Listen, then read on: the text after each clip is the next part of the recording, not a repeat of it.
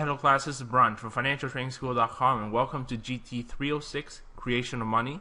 This topic isn't directly related to trading, it's more of a finance topic, but I know many of you watch Forex markets, which trades currency, so it wouldn't hurt to know how money is created in the system. So just a couple notes before we start. This lesson is a simplified version of what I usually taught my first year economics students in the past. The actual money creation process is slightly more complicated in that it has a few more steps, but the gist of it is pretty much the same. Also, some common misconceptions. Most people think central banks print money and simply put it into the economy and that's how money is created. But in the grand scheme of things, this is only step one.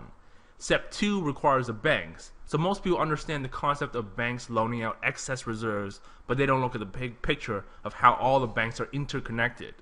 So by the end of this lesson, you should either be baffled, speechless, or angry, because this is how the money system works, and this is how most big countries operate. So let's get started. In order for the money system to work, one thing must always hold true, and that is the central bank must always be independent of the economy. This means the central bank must be outside of the economy. It cannot be inside. It must be outside so that it can manipulate two things: interest rates and money supply. Furthermore, if it was inside the economy, then the government couldn't control it directly. And that would be bad, because every government would just print as much money as they wanted to, versus if they're outside, the government can just ask the central bank nicely, can you please help us out? So that's why there's no direct control there, otherwise the money system would be flawed. So the first thing we have to draw on our diagram is the line, differentiating what is inside and what's outside the economy. So let's say we have a line like this going across. On the top, we're going to be outside the economy. And then on the inside, we're going to be inside the economy. And like I mentioned before, the only person outside is going to be the central bank. So let's just put central bank like this. And then inside the economy, you have everybody else. So you have the government is inside. You have the population, general public. You have banks, so I'm just going to use bank 1. I'm not going to use specific names, so we're just going to go with generic banks. So bank 2, bank 3. I'm going to use about a total of 5 of these. And then let's say we add a few businesses, so contractors, say entertainment business, let's say utilities or something like that. So to start off the scenario, in order for this to make sense, basically what has to happen is somebody in the economy must ask the central bank for help in order for them to inject money into the economy. So let's say the government asks for help first. So let's say the government wants to start a new housing project. So they need, say, $10 billion to be injected into the economy. So what they usually do is they issue bonds to the central bank. So they tell the central bank, we'll issue bonds that pay, 3% for the next 10 years or something, and for $10 billion. And the central bank will give them the money and get the bonds. So I'm only going to draw the money lines. I'm not going to draw the transaction lines. So the bonds, that's a transaction. I'm not going to draw that. I'm just going to draw the money. So we're just going to follow the flow of the money throughout the economy. So the first thing is the central bank's going to give the government $10 billion and the government's going to issue the bonds to the central bank. But I'm only going to draw the $10 billion money. So this is going to be $10 billion. So that's $10 billion into the economy. That's going inside. Once it's inside the economy, the central bank can't really do anything about it after that because it's already inside. They can no longer manipulate it. They can only manipulate it outside and decide how much goes in or out. So now the government has the money and they're basically going to give that money to contractors to build the housing project. So let's say they pay the whole $10 billion to contractors, such that the $10 billion is basically just transferred to the contractors. Contractors now have $10 billion. They're obviously going to spend the money and all that stuff, so this is where the simplification comes in. Obviously there are multiple steps in the whole housing building project, but we're just going to say that the money just passes straight to them. They pay all their employees and all that stuff, and then all their employees and them included deposit all the money into a bank. So that's simplifying it. So this just makes it easier. So the whole 10 billion gets deposited into Bank 2. So now Bank 2 has 10 billion in deposits from the contractors and all of their employees.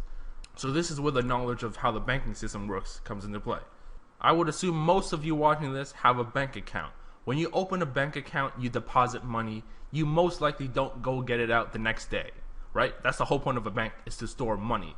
So when you deposit, the bank knows you're not going to come back tomorrow and just withdraw it right away. So having that knowledge, they only keep a certain portion of it in their vaults. This is called the reserves. So let's say the reserve ratio, so how much they keep of all of their deposits, is 10%. 10% of 10 billion is $1 billion. So they have $9 billion left. They take that $9 billion and they loan it out to whoever wants it. So let's say the entertainment business comes to Bank 2 and they say, we want a loan of $9 billion. And this is, again, the simplification. That just happens to be how much they're willing to loan out. So Bank 2 will loan out $9 billion to the entertainment business. So this is 9B. I'm not going to bother typing it out at this point. So 9 billion goes to the entertainment business. The entertainment business takes the 9 billion and they deposit it with their bank. And again, this is where the simplification comes in. It doesn't have to be back at Bank 2. It could be a different bank because, as you know, with your money, you can loan it from one bank and deposit with another bank. So let's say they deposit it into Bank 3. So 9 billion now goes into Bank 3. So Bank 3 owes 9 billion in deposits to the entertainment business, and Bank 2 owes 10 billion in deposits to the contractors and their employees. That's a total of $19 billion in the system so far. Now, Bank 3 has the same mentality as Bank 2. They don't keep all of the money. They only keep 10%. In this case, is 0.9 billion. They loan the rest, which is 8.1 billion, to, say, the utilities companies. Let's say they want to build new power plants, for example. So they will loan out 8.1 billion to utilities. Utilities, same thing. They don't have to deposit back with Bank 3. So this is Bank 5 now. So the 8.1 billion goes to the Bank 5. Same concept as before. Bank 5 doesn't keep the whole 8.1 billion. They only keep 10%, which is 0.81 billion. They loan out the rest, which is 7.29 billion, to, say, another group of businesses. So let's say this is an investment fund or something. So they loan the 7.29 billion to the investment fund. This investment fund has their own bank to deposit with as well. 7.29 goes into Bank 4. And then the same concept applies to Bank 4. They don't keep the 7.29 billion. They only keep 10% of it, which is 0.729 billion. They loan the rest out to, say, the population for mortgages and all that stuff.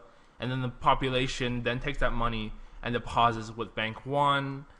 And then Bank 1 does the same thing and goes around and around and around until there's no money left. Ultimately, what you arrive at is the money multiplier. The money multiplier, acronym is MM, is equal to 1 divided by the reserve ratio. In this case, the reserve ratio that I used in my example was 10%. So 1 divided by 0.1, 0.1 being 10%, is 10. That means we have a money multiplier of 10 times. 10 times the initial 10 billion that was injected at the very beginning. We have 10 billion times 10 is 100 billion. That's how much money we have in a system right now, based on the example, after going through all the banks, and that essentially is the money system. And this is how money is created. So let's let that sink in for a minute. Only 10 billion real money was printed by the central bank to inject into the economy. After it went through the system, through all the banks, through all the balance sheets, magically there's another $90 billion out there floating on paper. So this is on paper, so that when you go online banking and you check your bank account, you see your money, that's just on paper. There might not actually be that much money sitting there. So are people following me so far? That's just on paper. So if you have money in your wallet right now, that's real. But your money in the bank, that's not actually there. They don't actually have all that money there. They only keep a portion of it. So in this case, 10%. During recessions, they'll probably keep more because there's a constraint on liquidity, so they might keep 20, 30%. But during good times, when everyone has money, it's probably very low, 5, 10%, something like that. Obviously, these numbers are arbitrary because this is just an example. I don't know what actual real reserves are in the banking system. I had to talk to a bank for that. So this is how the money system works. At this point of the lesson, you probably realize the flaw of the system, because what happens if people suddenly rush to the banks to get their deposits back? If this only happens for one bank, then it's okay. But if it happens for all the banks, then they're kind of screwed. Because if it happens for one bank, that one bank can get loans from all the other banks to keep themselves afloat. But if every bank is getting pressured for deposits, then that's a problem. And that's systemic risk, which is the financial crisis in 2008, because all the banks were on the verge of collapse if there was no money there. Which is why the government had to inject capital to make sure liquidity wasn't a problem in the markets. And that's essentially what a run on the banks is. And that happened in the Great Depression. In the Great Depression, there was a run on the banks. They literally had to close their doors because they didn't have money to give to their depositors. And that was a big issue, and that's basically what caused the economy to get into a depression of 10 years. But I'm not going to give a history lesson on the Great Depression. Pretty sure most of you studied that in high school anyways. I'm just going to focus on the banking system. But this is pretty much how the money system works. I'm pretty much done with this topic at this point. But I will leave you with this thought, which will transition us to the next lesson, which will be coming out next week, which is inflation. Over the past 5 years, ever since the 2008 financial crisis, the central banks of the G7, e.g. the big 7 countries in the world, have been printing a considerable amount of money.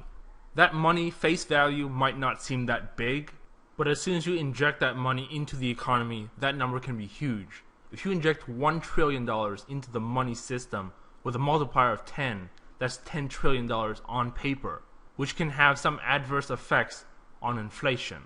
So that's what we'll be covering next week in GT307. Until then, hope you guys enjoyed this lesson, and I will see you guys next time.